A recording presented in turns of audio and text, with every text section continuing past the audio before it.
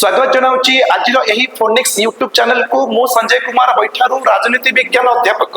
आज यही क्लास रे हमें +2 सेकेंड ईयर आर्ट्स भारत रे संघवाद व्यवस्था बा फेडरलिज्म इन इंडिया प्रसंग को नहीं किसी आलोचना करिबा। यही प्रसंग रे हमें संघवाद अर्थ कौन किपरि एहा उत्पत्ति लाभ करथिला एवं संघीय ऐतिक मध्य रे पार्थक्य कौन से विषय आज हमें क्लास रे डिस्कशन करिबा।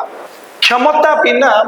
कौनसी राष्ट्र रे सरकार शासन कल को परिचालना करि परिबे नाही। तेबे क्षमतार केंद्रीकरण एवं विकेंद्रीकरण को आधार करी आधुनिक राष्ट्र शासन व्यवस्था को दुई भाग रे विभक्त करायछि। गोटे ना होछि ऐकिक राष्ट्र, अन्य ना होछि संघीय राष्ट्र। तेबे ऐकिक राष्ट्र अर्थ कोन, संघीय राष्ट्र अर्थ कोन, ए प्रसंग रे आज एक क्लास रे हमें आलोचना करिबा। तेबे ऐकिक राष्ट्र कोन, जेउ राष्ट्र शासन कल परिचालना करिबा पई समस्त क्षमता संविधान गोटिए शक्तिशाली केंद्र सरकार हस्त रे न्यस्त करिथाय ताहाकू ऐकिक सरकार बा राष्ट्र कुहा जाय। पिला माने बुझी पालो, जेउ राष्ट्र रे शासन कल को परिचालना करिबा पई समस्त शासन क्षमता संविधान द्वारा केवल गोटिए शक्तिशाली केंद्र सरकार हस्त रे न्यस्त कर जाय ताहाकू आमे कहिबा ऐकिक राष्ट्र। अवश्य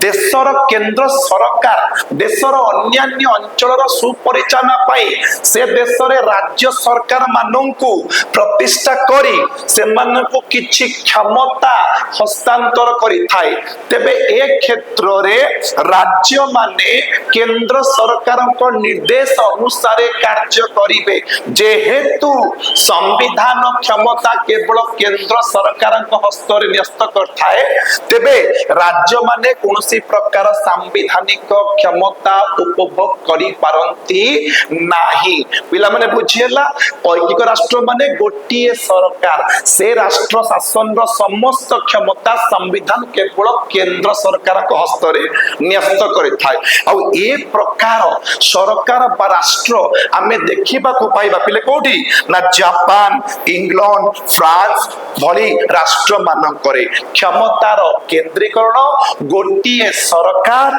एकक शासन हेउछि ऐकिक राष्ट्रर लक्षण बा परिचय। संघीय राष्ट्र अर्थ कोन, व्हाट इज फेडरेशन? संघीय राष्ट्र अर्थ होछि जेउ राष्ट्र रे शासन कल को परिचालना करिबा पाई संविधान क्षमता केवल केंद्र सरकार हस्त रे न्यस्त न करी उभय केंद्र और राज्य मध्य रे क्षमतार बंटन करि थाए ताहा को हमें कोन कहया पिला माने संघीय राष्ट्र बा फेडरल स्टेट। तेबे एही स्मार्ट बोर्ड जरिया रे जहा स्टेटमेंट दियाछि टिके नजर करिबा। जेउ राष्ट्र रे शासन क्षमता राष्ट्र शासन क्षमता केवल गोटिए केंद्र सरकार हस्त रे केंद्रीभूत न होई देशर शासन कल को परिचालना करिबा पाई क्षमता गोटिए केंद्र सरकार हस्त रे न्यस्त न करा जाय काहा मध्य रे केंद्र और राज्य बा प्रादेशिक सरकार मध्य रे एक लिखित संविधान को आधार करी क्षमतार कोन होइते पिला माने बंटन होई थाए ताहाकू आमे राष्ट्र संघ बा संघीय राष्ट्र बोली कुहा जाई थाए। तेबे एही व्यवस्था रे शासनर क्षमतार विकेंद्रीकरण देखिबा को मिली थाए। हमकु टिके मन रखिया पड़िबो, ऐकिक राष्ट्र रे क्षमतार केंद्रीकरण आ संघीय राष्ट्र रे कोन पिला माने क्षमतार विकेंद्रीकरण। सारा विकेंद्रीकरण माने कोन ना क्षमता केंद्र और राज्य सरकार मध्य रे बंटन होई थाए। तेबे ए क्षेत्र रे प्रादेशिक सरकार केंद्र सरकार अधस्तन किबा अधीनस्थ नुह बरम ताकर गोटे सहयोगी राष्ट्र भाबे कार्य करि थांती। से मानक मध्य कोन थाए क्षमतार बंटन कहा द्वारा ना एक लिखित संविधान पिले को संविधान ना लिखित संविधान द्वारा उभय सरकार मध्य रे क्षमतार बंटन होई थाए। पिला माने बुझी पालो संघीय राष्ट्र अर्थ कोन आउ ऐकिक राष्ट्र अर्थ कोन। तेबे संघीय राष्ट्र संज्ञाटी को बुझेबा को जाई राजनीति विज्ञान जड़े प्रमुख विशारद केसी हुयार निजर ज्ञान प्रदान करिसेंती जे राष्ट्र संघ नीति अर्थ मु बुझे क्षमतार विभाजन पद्धति माने क्षमता कहा मध्य विभाजन हबो केंद्र और राज्य मध्य रे कहा मध्य रे केंद्र और राज्य मध्य रे कले कोन हबो ना उभय सरकार निज सीमा मध्य रे सांविधानिक क्षमता उपभोग करिवे परस्पर को सहयोग करिवे एवं स्वाधीन भावे निज निज अंचलर परिचालना करिवे बिले बुझिएला तेबे ऐक्य राष्ट्र कोन संघीय राष्ट्र कोन आ ए प्रकार शासन व्यवस्था आमे देखिबा को पिले कोट पाइबा ना आपण जानि छंती भारत देन युक्त राष्ट्र अमेरिका आउ कोन पिला माने कनाडा एवं आउ कोन पिला माने ऑस्ट्रेलिया प्रमुख देश मानकरे ए प्रकार शासन देखिबाकू मिली थाए तेबे संघवादर उत्पत्ति किपरि होइथिला से विषय भी हमकू जानिबा निहाती दरकार पिला माने संघवाद बा राष्ट्र संघ जहार इंग्रजी प्रतिशब्द कोन पिला माने फेडरेशन फेडरेशन रो ओडिया कोन संघीय राष्ट्र बा राष्ट्र संघ एहा लैटिन शब्द फोएडस रु आसी अछि पिला माने परीक्षा रे आसे संघीय राष्ट्र केउ लैटिन शब्द रु आसी अछि तो आंसर कोन हो पिला माने फोएडस सर फोएडस जति लैटिन शब्द तारा आक्षरिक ओडिया अर्थ कोन ना चुक्ति बा राजीनामा तेबे संघवाद बा राष्ट्र संघर परिचय कोन ना चुक्ति सता माने कोन ना ता माने अर्थ होची साधारण अर्थ रे निज निज मध्य रे एक चुक्ति राजीनामा द्वारा छोट छोट स्वाधीन राष्ट्र माने एकत्रित होई जे संघ गठन करितले ताहा हमें कोन कहबा संघवाद कहबा ता माने कोन सर जदी ए संघवादर उत्पत्ति केंद्र देखिबा बा राष्ट्र देखिबा से राष्ट्र नाम होची पले कोन USA united states of America बिले बुझेलो तो अमेरिका रे कोन हला ना केतोटी स्वाधीन क्षुद्र सार्वभौम राष्ट्र माने अमेरिका देश को सामरिक राजनैतिक और अर्थनैतिक क्षेत्र रे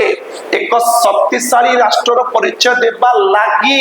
एही 13टी प्रमुख स्वाधीन राष्ट्र माने परस्पर मध्य रे चुक्ति संपादन करी कोन गठन कले पिला माने संघवाद व्यवस्था को आरंभ करथिले परीक्षा रे भी गोटे क्वेश्चन आसे जे संघवाद व्यवस्थार उत्पत्ति देश किए आंसर पिले कोन हबो युक्त राष्ट्र अमेरिका तेबे संघवाद व्यवस्था रे जेउ क्षुद्र क्षुद्र राष्ट्र माने एकत्रित होई संघवाद सृष्टि करते सेही क्षुद्र राष्ट्र गुडी को निज सार्वभौमत्व हराई थांती काहे कि ना से माने गोटे स्थायी संघ व्यवस्था को गठन करि थांती एवं केंद्र सरकार को अधीन रे रुहंती तेबे संघवाद रे आमे दुईटी सरकार देखिबा को पाइले पिले कोन ना गोटे होची आपणकर केंद्र सरकार आउटे पिले कोन राज्य बा आंचलिक बा प्रादेशिक सरकार तेबे केंद्र सरकार माने कोन ना जेउ सरकार देशर जातीय स्वार्थ संबलित प्रसंग दायित्व नै थाए जेपरि कि जातीय राजपथ प्रतिरक्षा मुद्रा प्रचलन वैदेशिक मुद्रा विनिमय एभली युद्ध परिस्थिति एभली प्रसंग केंद्र सरकारक हस्तरे न्यस्त करा जाय थाए एवं अवशिष्ट क्षमता राज्य सरकार मानक हस्तरे न्यस्त करा जाय थाए आमे जानिचु भारत एक संघीय राष्ट्र वास्तव रे भारत संविधान रो कोनोसी गोटे अंश रे भारत को संघीय राष्ट्र बोली घोषणा करा जाई नाही बरम संविधान रो एक धारा रे भारत राज्य मानक समाहार बा समन्वय एक देश बोली आलोचना बा लिपिबद्ध होईची परीक्षा रे ए भी गोटे प्रश्न आसे संविधान रो କେଉଁ ଧାରାରେ ଭାରତ ରାଜ୍ୟ ମାନଙ୍କ ସମାହାର ଏକ ଦେଶ in which article of the Indian constitution describe India that is Bharata shall be a union of all state तो तार उत्तर पिले कोन हबो धारा 1 अनुसार सर जदि भारत गोटे संघ राष्ट्र नुहे तर संघबा व्यवस्था को भारत किपरि ग्रहण कला ना पिला माने ब्रिटिश शासन काल रे मोगल शासन काल रे भारत रे क्षमतार केंद्रीकरण व्यवस्था थिला सर क्षमतार केंद्रीकरण माने कोन पिला माने ऐकिक राष्ट्र तेबे भारत रे जे समय रे संविधान प्रणयन करा गला भारत को गोटे गणतांत्रिक राष्ट्र परिचय दिया गला से परिप्रेक्षी रे भारत रे संघीय ढांचा को अनुकरण करा गला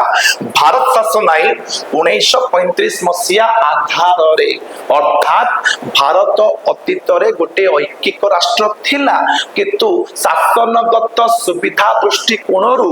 भारत को केते गुडी राज्य प्रतिष्ठा करा जाई बा सृष्टि करा जाई से राज्य मानन को क्षमता दिया गला आ ए परिप्रेक्षी रे हमें दुईटी सरकार पाइले केंद्र सरकार आउटे पिले को सरकार ना राज्य सरकार आ ए प्रकार व्यवस्था को हमें कोन कहूचे संघवाद व्यवस्था बा संघीय राष्ट्र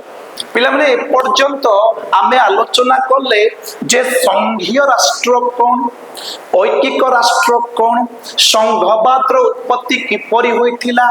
भारत अमेरिका ऑस्ट्रेलिया कनाडा प्रमुख देश होचंदी को देश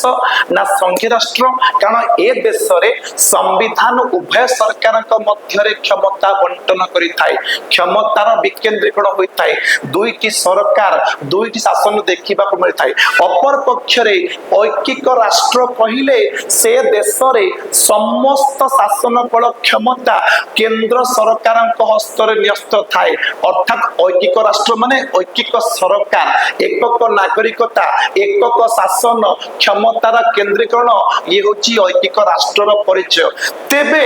आजिर ए क्लास रे हमें संघीय और ऐकिक राष्ट्र अर्थ तो बुझिले एबे हमें देखिबा ऐकिक सरकार बा ताकू इंग्रजी कहचे यूनिटरी गवर्नमेंट बा स्टेट आउ संघीय सरकार बा फेडरल स्टेट ए दुई जन मध्य कोन पार्थक्य अछि ताहा हमें स्मार्ट बोर्ड जरिया रे बुझिबा चेष्टा करिबा ऐकिक राष्ट्र रे संविधान नमनीय प्रकृतिर होइथाय स नमनीय माने कोन संविधानर कोनोसी अंशर आवश्यकीय परिवर्तन पाई जेतेबेले सरल और सहज पद्धति अनुसरण करा जाए ताहा को हमें कोन कहे पिला माने नमनीय पद्धति तेबे ऐकिक राष्ट्र रे संविधान कोन होइते पिला माने नमनीय प्रतीक होइताय आ अपर पक्ष रे राष्ट्र संघ संघीय राष्ट्र रे एक लिखित और अनमनीय संविधान थाए सर लिखित आउ अनमनीय लिखित संविधान माने कोन राष्ट्र शासन परिचालना करिबा पाई संविधान रो केतेकांश लिखित आकार रे लिपिबद्ध कराय थाए आ सर अनमनीय कोन अनमनीय संविधान अर्थ संविधान रो सेही अंश को परिवर्तन करिबा अत्यंत जटिल व्यवस्था अवलंबन कर जाय थाए तेबे एथि बुझिएला ऐकिक राष्ट्र रे आपण पाइबे नमनीय संविधान आउ संघीय राष्ट्र पाइबे कोन पाइबे लिखित और अनमनीय संविधान द नेक्स्ट को पिला माने ऐकिक राष्ट्र रे केवल गोटिए मात्र सरकार थाए एकक सरकार कहार लक्षण ऐकिक राष्ट्र किंतु संघीय राष्ट्र रे जेहेतु क्षमतार बंटन होइथाए दुईटी सरकार गोटे केंद्र सरकार अन्यटी राज्य बा प्रादेशिक बा आंचलिक सरकार देखिबा को मिली थाए देन नेक्स्ट देखिया पिला माने ऐकिक राष्ट्र रे संविधान रो सर्वोच्चता न थाए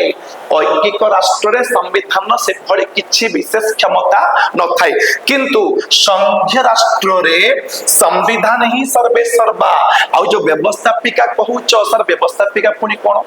व्यवस्थापिका सरकार को सही अंग जे देश बा राज्य पाई आईन प्रणयन करथाय तेबे व्यवस्थापिका भली अनुष्ठान गुड़िक संविधान अधीन थाए अर्थात ऐकिक राष्ट्र रे संविधान से बड़ी किछि भूमिका न थाए किंतु संघीय राष्ट्र रे संविधान रो सर्वोच्च क्षमता रही थाए। तेबे नेक्स्ट पॉइंट होची ऐकिक राष्ट्र कोन पिला माने क्षमतार केंद्रीकरण। पिला माने मन रखिबो क्षमतार केंद्रीकरण अर्थ होची राष्ट्र शासन बलर समस्त क्षमता गोटिए केंद्र सरकारक हस्तरे केंद्रीभूत होइताय। सेंट्रलाइजेशन ऑफ पावर जहार लक्षण कोन ऐकिक सरकार परिचय। आ अपर पक्षरे संघीय राष्ट्र कोन थाय क्षमतार विकेंद्रीकरण डिसेंट्रलाइजेशन ऑफ पावर बा डिस्ट्रीब्यूशन ऑफ पावर जहा संघीय सरकार परिचय। ऐकिक राष्ट्र रे पिला आ गोटे पॉइंट कोन अछि ना ऐकिक राष्ट्र रे गोटिए संविधान थाए आ से संविधान अनुसार केंद्र सरकार शासन परिचालन करथांती। किंतु संघीय राष्ट्र रे केंद्र पाई गोटे संविधान और राज्य मानक पाई अन्य गोटे संविधान थाए। ता अर्थ कोन ऐकिक राष्ट्र रे एकक संविधान आ संघीय राष्ट्र पिले कोन